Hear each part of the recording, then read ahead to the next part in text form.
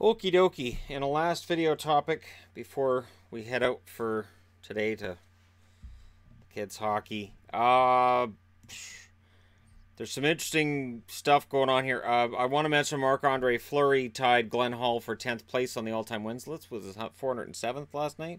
Didn't mention that during the review video.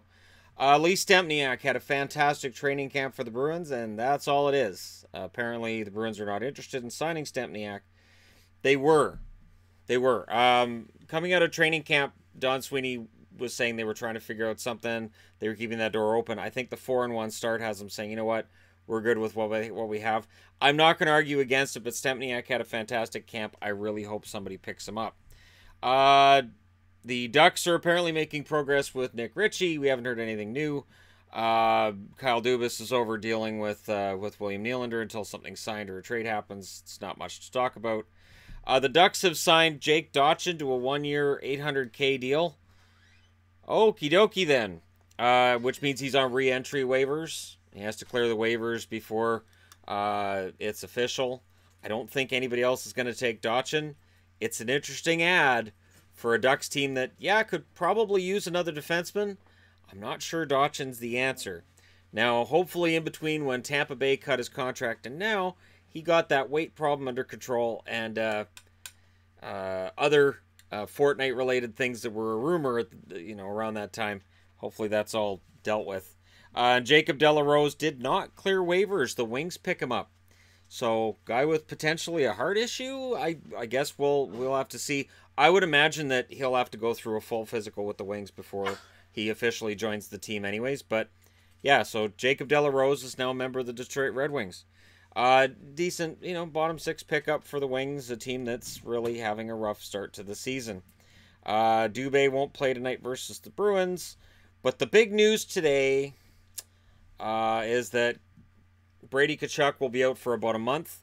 Torn ligament in his leg. They're not saying much else other than that. But Brady Tkachuk will be out for a month, which is a huge blow to Ottawa. Tkachuk was putting up a ton of points. He was in the conversation when it comes to guys who early on look like they might end up being, potentially top 3 Calder. And it's going to hurt Ottawa a lot with Tkachuk out.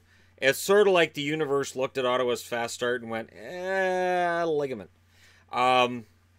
It's just, if it's not one thing, it's another with Ottawa, right? So there you go. Just some news and notes.